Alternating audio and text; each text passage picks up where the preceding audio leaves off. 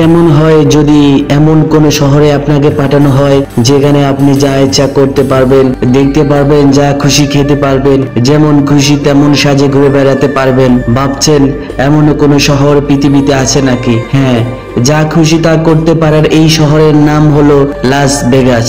Nevada অঙ্গরাজ্যের সবচেয়ে ঘনবসতিপূর্ণ আর যুক্তরাষ্ট্রের 28তম ঘনবসতির শহর এই লাস ভেগাস, যা সংক্ষেপে ভেগাস নামেও সমানভাবে পরিচিত। আন্তর্জাতিকভাবে খ্যাত এই রিসোর্ট নগরী বিখ্যাত মূলত এর জুয়ার আসর, কেনাকাটার সুবিধা, বহুমুখী বিনোদন ও নৈশপ্রমোদের কারণে।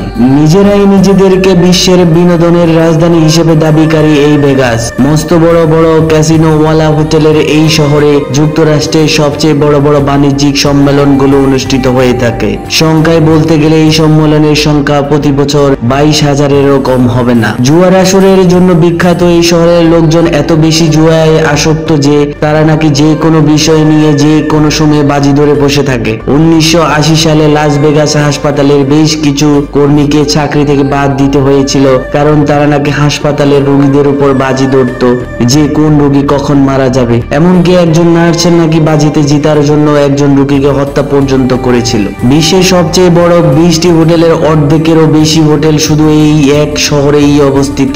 আর তাছাড়া এখানে মোট যে পরিমাণ হোটেল আছে সেগুলোর সব কয়টিতে মাত্র এক রাত করে থাকতে হলেও একজন মানুষের 288 বছর লেগে যাবে। হয়তো আন্দাজ করতে পারছেন কত বেশি হোটেল থাকতে পারে এই একটি শহরে। প্রাপ্তবয়স্কদের বিনোদনের নানাবিধ সুযোগ ও উপায়ের ব্যবস্থা এই শহরকে দিয়েছে সিন সিটি বা পাপের নগরীর উপনাম। কিন্তু অনেকে এটা জানেই না যে এই পাপের নগরীতেও কিন্তু পতিতাবৃত্তি অবৈধ। কি অবাক হলেন? অবাক হলেও এটাই সত্যি। আন্তর্জাতিক খ্যাতি সম্পন্ন কুরিয়ার কোম্পানি ফেডেক্স এর প্রতিষ্ঠাতা ও প্রধান ফ্রেডরিক স্মিথ লাস ভেগাসে এসে জুয়া খেলে বাঁচিয়েছিলেন তার কোম্পানিকে। তিনি কোম্পানির সর্বশেষ $5,000 নিয়ে সিন সিটিতে আসেন। সেখানে জুয়া খেলে $27,000 জিতে যান, যার মধ্যে থেকে $24,000 তিনি কোম্পানির জ্বালানি বিল দেন। জুয়ার জন্য বিখ্যাত হলেও সবাই যে প্রাথমিকভাবে জুয়া খেলার উদ্দেশ্যে এই শহরে আসে বিষয়টা আবার তেমনও না। একটি সমীক্ষায় দেখা গিয়েছে যে প্রাথমিকভাবে মাত্র 15% লোক জুয়া খেলার উদ্দেশ্যে আসে ভেগাসে, কিন্তু আসার পর প্রায় 71% লোক জুয়া খেলে থাকে এই শহরে। হয়তো ফ্রেডরিক স্মিথের মতো ভাগ্য পরিবর্তনের আশায় এত মানুষ জুয়া খেলে এখানে আসার পর, অথবা যারা জীবনে কখনো জুয়া খেলেনি তারা বড় বড় ক্যাসিনোর রোমাঞ্চকর হাতছানিকে গ্রাহ্য করতে পারে না এখানে এসে। ভেগাসে ঘুরে বেড়ালেই দেখা মিলে অনেক কৃত্রিম ঝর্ণা ও লেকের দারুণ মনোমুগ্ধকর দৃশ্য সেগুলো, কিন্তু মজার ব্যাপার হলো এই সব ঝর্ণা বা লেকে যে পানি ব্যবহার করা হয় তাকে বলা হয় গ্রে ওয়াটার বা ধূসর পানি, যা তৈরি করা হয় সিল্ক বাথটাব কিংবা গোসলখানার ব্যবহৃত পানিকে রাসায়নিকভাবে প্রক্রিয়াজাত করে। নৈশপ্রমেদের জন্য বিখ্যাত এই নগরী কিন্তু আবার পৃথিবীর সবচেয়ে আলোকিত নগরীও। মহাকাশ থেকে দেখলে পৃথিবীর সবচেয়ে আলো চকচকে যে স্থানটি দেখতে পাওয়া যায় সেটি হলো এই ভেগাস। মানুষজন অনেক বেশি না হলেও সারা রাত ধরে মিলিয়ন মিলিয়ন বাতি জ্বলে থাকার কারণেই মূলত এই শহর এত ঝলমলে থাকে। সত্যি কথা বলতে ভেগাসের আসল সৌন্দর্য ফুটে ওঠে এই রাতের বেলাতেই। অনেকেই হয়তো ভাবছেন যে এত বাতি জ্বালানোর ফলে একদিকে যেমন বিদ্যুৎ শক্তির অপচয় হচ্ছে, অপরদিকে তেমন পরিবেশও দূষিত হচ্ছে। কিন্তু ভালো খবর হলো লাস ভেগাসে সকল সরকারি দালান, রাস্তার বাতি, পার্কে পুনর্নবায়নযোগ্য শক্তি ব্যবহার করা হয়। বুল্ডার সোলার এক নামে ভেগাসে 100 মেগাওয়াট ক্ষমতা সম্পন্ন একটি সোলার প্ল্যান্ট আছে, যেটা যাত্রা শুরু হয় 2008 সালে এবং এতে খরচ হয় প্রায় $40 মিলিয়ন। এই প্ল্যান্টের কারণে ভেগাসে শক্তি অপচয় 30% কমে গেছে। পৃথিবীর অধিকাংশ দেশে এমনকি যুক্তরাষ্ট্রের অনেক রাজ্য জনসম্মুখে মাতলামি করা অপরাধ বলে বিবেচিত হলেও নেভাদায় প্রকাশ্যে মাতলামি করা কোনো অপরাধ নয়। নেভাদা রাজ্যের আইনে মদ্যপান করা, জনসম্মুখে মাতাল হয়ে ঘুরে বেড়ানো কোনো প্রকার দণ্ডনীয় অপরাধের আওতায় পড়ে না। ভাবছেন যে তাহলে কিভাবে এত মাতালের মধ্যে শহরের শান্তি শৃঙ্খলা বজায় থাকে? মদ্যপান করে যেন কেউ অন্যের অসুবিধার কারণ না হতে পারে সেই জন্য আবার কিছু নিয়ম আছে নেভাদা রাজ্যে।